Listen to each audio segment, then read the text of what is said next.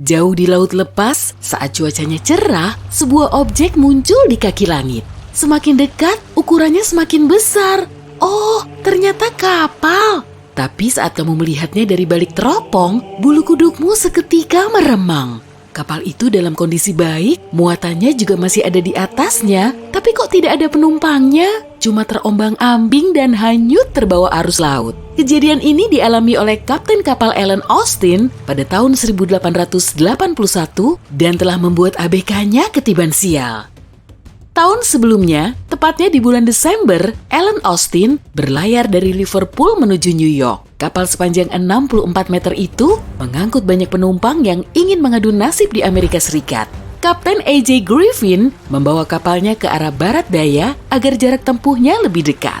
Pada awal tahun 1881, mereka sampai di utara Laut Sargasso yang terkenal dengan angin lemahnya dan pusaran arus kuatnya. Kapal yang terjebak dalam arus itu akan hilang kendali, terombang-ambing, lalu terseret ke tengah-tengahnya. Kapal yang bisa melewatinya pasti sangat mujur, tapi kebanyakan tidak seberuntung itu. Parahnya lagi, area itu termasuk kawasan segitiga Bermuda yang terkenal telah menenggelamkan banyak kapal lalu melenyapkannya tanpa jejak. Para ABK Alan Austin jadi ketar-ketir karena posisinya sangat dekat dengan kawasan berbahaya yang bisa membuat kapal mereka berhenti berlayar. Dan sialnya, Laut Sargasso yang tenang telah memerangkap Alan Austin. Kapal itu kehilangan kecepatan dan terhanyut begitu saja. Untungnya, perbekalan mereka cukup dan perjalanannya sesuai jadwal. Kapten Griffin berjalan mengitari kapal. Dengan suara berwibawa, dia memberikan instruksi. Awak kapal dan penumpangnya sangat mengandalkannya. Tapi kemudian, pengawas kapal berteriak dari arah atas, "Ada kapal!" Dan memang benar, saat sang kapten melihat ke arah yang dimaksud, ada kapal sekunar yang perlahan mendekati Alan Austin. Semakin dekat, kok semakin aneh ya, karena gerakannya tidak beres. Sambil berpikir keras, Griffin memeriksanya dengan teropong. Sekunar itu masih utuh, tapi terlihat kosong. Di atasnya, tak ada seorang pun. Saat itu, kapal tak bertuan memang sering dijumpai di Samudra Atlantik. Begitupun dengan bajak laut. Griffin memutuskan untuk menunggu saja. Setelah 2 hari menunggu dan sekunarnya tetap diam, akhirnya ia menginstruksikan tim pelaut untuk mengeceknya dari dekat. Dan benar saja, kapal terlantar itu tidak berpenumpang. Rupanya, Griffin mendapat rezeki nomplok karena palka kapal dipenuhi dengan kargo kayu mahoni yang bernilai wah. Kemudian, sang kapten kembali ke Alan Austin dan menginstruksikan tim pilihannya untuk membawa serta sekunar itu menuju New York. Semangat para ABK jadi tergugah saat mereka membayangkan akan jadi orang kaya sesampainya di New York nanti. Saat anginnya kembali kencang, Alan Austin melanjutkan pelayaran diiringi kapal tak bernama itu. Tapi beberapa hari kemudian, kedua kapal terjebak badai dahsyat lalu terpisah. Angin, hujan, dan gelombang laut terus-terusan menerjang mereka. Saat cuacanya berganti cerah, Kapten Griffin memerintahkan ABK-nya untuk mencari sekunar itu. Setelah seharian mencari, akhirnya ketemu juga. Kapal itu terhanyut jauh dari jalur pelayaran. Griffin memanggil-manggil ABK-nya, tapi tak ada yang menyaut. Satu tim lain dikerahkan untuk menyelidikinya. Namun, mereka kembali dengan wajah pucat pasi. Seluruh ABK di sekunar itu telah hilang dalam badai, tapi Griffin tidak mau kehilangan ABK-nya. Kemudian, ia memerintahkan tim lain untuk mengendalikan sekunar itu. Meski enggan, mereka menuruti instruksi sang kapten dan kedua kapal melanjutkan pelayaran. Akhirnya, kapal-kapal itu berlayar saling berdekatan dan sesekali membunyikan lonceng sebagai penanda kalau mereka baik-baik saja. Beberapa malam berhasil dilewati dengan bunyi lonceng yang terdengar tiap jam. Hingga suatu hari, kabut tebal menyelimuti laut dan menghalangi pandangan. Kedua kapal terus bergerak dan mulai lebih sering membunyikan loncengnya. Saat malam datang, kabutnya masih terlihat dan lonceng itu akhirnya tak terdengar lagi. Kapten Griffin membunyikan loncengnya sekali dan sekali lagi, tapi tak ada jawaban. Awak kapal pun menyalakan obor lalu melihat lekat-lekat ke arah laut. Tapi kabut itu belum juga hilang, sehingga mereka tidak bisa melihat apa-apa. Semua penghuni kapal tidak bisa tidur nyenyak malam itu. Mereka terus menunggu dalam diam sampai fajar menyingsing. Semburat mentari pagi perlahan menyingkirkan kabut. Seluruh awak kapal mengitari tepian geladak dengan hati kecut. Mereka terus berharap hingga lapisan kabut terakhir lenyap. Hamparan laut terlihat tenang dan kosong. Skuter itu telah hilang beserta tim pelaut kedua dari kapal Ellen Austin. Kapal itu kemudian melanjutkan pelayarannya dalam diam. Setibanya di pelabuhan, para penumpang terlihat begitu sumringah. Sampai-sampai tak ada yang sempat menoleh ke belakang dan mengucapkan selamat tinggal. Itulah pelayaran terakhir Ellen Austin. Pada tahun yang sama, kapal ini dibeli perusahaan perkapalan asal Jerman, lalu berganti nama menjadi Meta. Tak ada yang berhasil menemukan skuter maupun para pelaut yang hilang. Dan mungkin begitulah akhir kisah misterius yang tak terpecahkan ini. Itu pun kalau memang ada. Realitanya, tak ada hal-hal misterius yang benar-benar terjadi seperti yang dikisahkan tadi. Ellen Austin memang berlayar dari Liverpool ke arah barat daya menuju New York. Dan kaptennya juga bernama A.J. Griffin yang membawa penumpangnya menuju Amerika. Dari sinilah kisahnya jadi tak karuan. Dalam cerita tadi, kapal itu mengambil jalur terlalu ke utara sehingga sangat dekat dengan Laut Sargasso. Sangat tidak beralasan sih, sang kapten sampai memintas jalur sejauh itu. Meski angin barat bertiup kencang, akan lebih cepat kalau mereka langsung ke arah tujuan daripada melewati arah selatan. Jadi kemungkinan Ellen Austin tidak berada di dekat Laut Sargasso dan segitiga Bermuda. Segitiga Bermuda sendiri telah berkali-kali terbukti cuma fiktif. Jadi, segitiga ini mulai tenar sejak pertengahan abad ke-20. Sebelum itu, tidak ada yang menyebut-nyebutnya kok. Misteri ini dipopulerkan oleh para penulis sains fiksi dan menjadi mitos yang dipercaya banyak orang. Sementara, belum ada bukti yang menunjukkan kalau kawasan ini lebih berbahaya dari perairan lain di dunia. Jangankan ketakutan, awak kapal Ellen Austin bahkan tidak tahu menahu soal segitiga Bermuda kala itu. Selain itu, cerita tadi terus-terusan disebarkan oleh para penggemar misteri, tapi detailnya berubah-ubah. Awalnya, cerita seperti ini muncul di artikel surat kabar yang terbit pada tahun 1906. Tanggalnya jelas salah. Dalam artikel disebutkan kalau pelayaran dilakukan pada tahun 1891, bukan 1881. Cerita serupa juga muncul lagi pada tahun 1935 dalam siaran radio. Kali ini nama kaptennya salah, mereka menyebutnya Baker, bukan Griffin. Tanggalnya juga keliru, yaitu Agustus 1881. Saat itu, Ellen Austin sudah berganti nama jadi Meta. Mitos pun terus berkembang dan detailnya semakin aneh. Bahkan ada yang bilang kalau rute pelayarannya dari London menuju Newfoundland yang jelas tidak pernah terjadi. Meski begitu, sanggahan datang dari arsip perusahaan Lloyd's of London, sebuah perusahaan asuransi kelautan yang menyimpan catatan rute kapal dagang dan emigrasi. Di dokumennya tertulis, pada bulan Februari 1881, Ellen Austin berhasil menyelesaikan pelayaran transatlantiknya menuju New York tanpa kecelakaan. Kapten A.J. Griffin dan seluruh awaknya turun dari kapal dalam keadaan baik-baik saja dan tidak menderita kerugian apapun. Pelayaran itu membutuhkan waktu lebih dari 2 bulan karena harus melawan angin barat yang mendorongnya kembali menuju Inggris. Awak kapal melaporkan tidak menghadapi hal-hal aneh selama perjalanan dan pelayarannya sangat membosankan. Bahkan penumpangnya pasti tersenyum saat akhirnya bisa menginjakkan kaki di daratan Amerika. Tentunya juga tak akan tahu kalau mereka akan jadi bagian dari cerita palsu itu. Pada tahun 1945, 5 pesawat TBF Avenger terbang dalam rangka pelatihan rutin mengelilingi segitiga Bermuda. Di tengah latihan, hujan deras dan angin kencang menerpa pesawat-pesawat itu. Meski cuaca diramalkan cerah, para pilot kewalahan dan menghubungi pangkalan melalui radio bahwa peralatan navigasi mereka berhenti berfungsi. Hal terakhir yang didengar pangkalan adalah, "Begitu bahan bakar pesawat pertama berkurang sampai 38 liter, kami semua akan jatuh." Lalu, statis.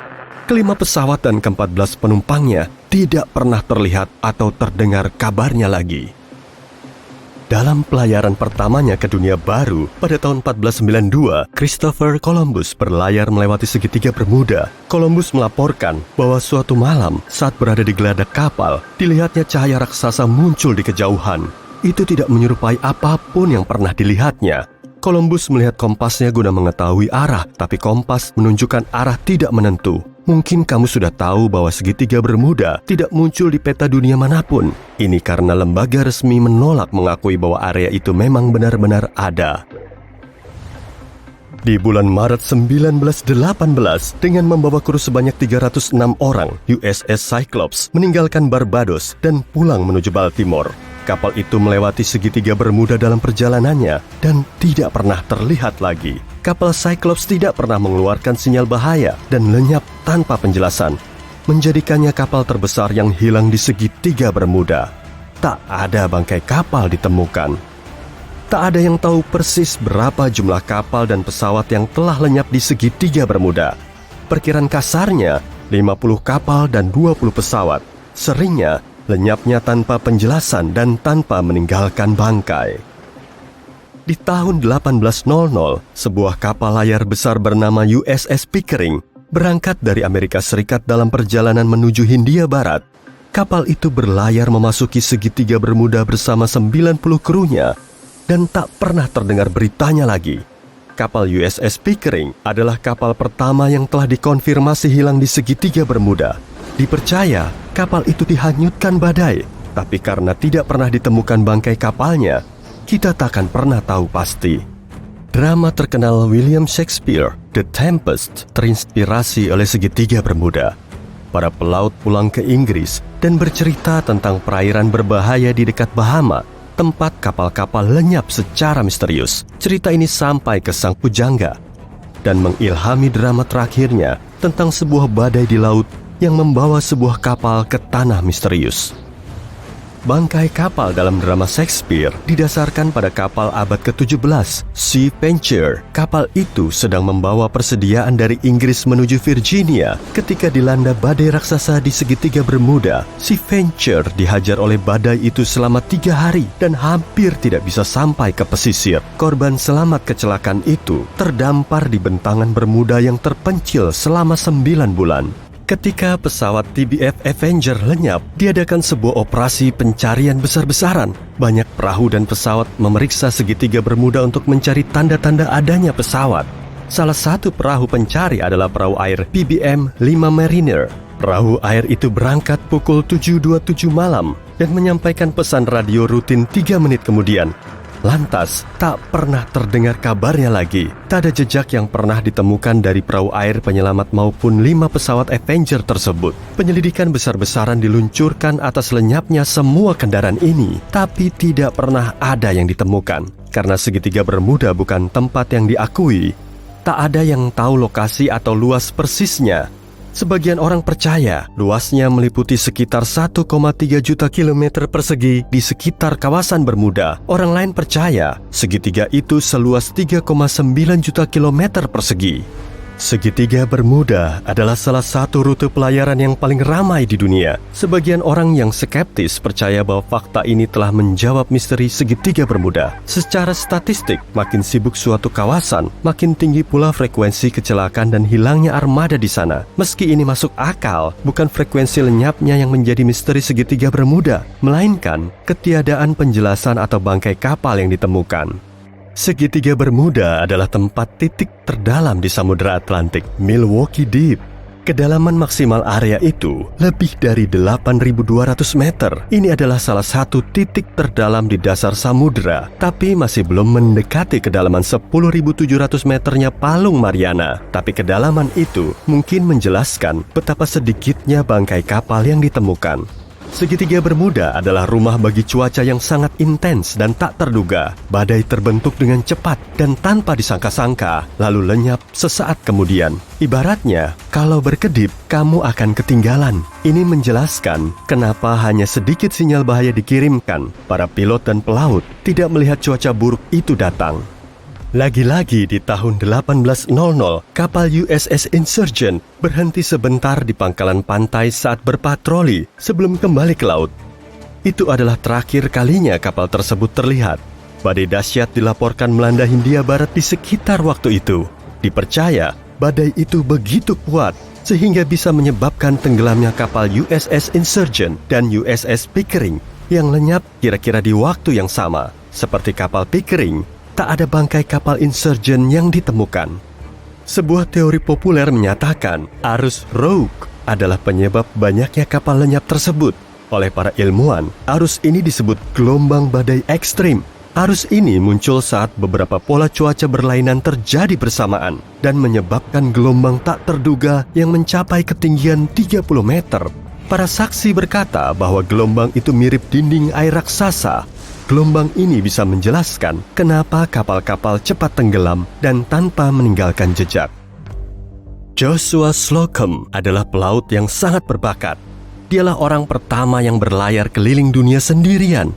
Tapi sedihnya, dia juga ditaklukkan oleh segitiga Bermuda. Di bulan November 1909, Slocum mengucapkan selamat tinggal kepada istrinya dan memulai salah satu pelayaran biasanya di musim dingin menuju Hindia Barat. Istri Slocum melaporkan suaminya hilang setelah beberapa bulan tanpa ada kontak. Dikatakan dia singgah di Miami untuk menambah perbekalan sebelum lenyap di segitiga Bermuda. Di lepas pantai Jepang, kamu akan menemukan segitiga Bermuda Samudra Pasifik. Orang menamakannya segitiga naga. Antara tahun 1950 sampai 1954, 9 kapal lenyap di kawasan ini tanpa jejak. Kapal Kayo Maru 5 dikirim untuk menyelidiki hilangnya kapal tanpa penjelasan ini. Dan kapal ini juga lenyap. Setelah kejadian ini, otoritas Jepang menandai kawasan itu sebagai zona berbahaya dan para pelaut dianjurkan untuk menghindarinya.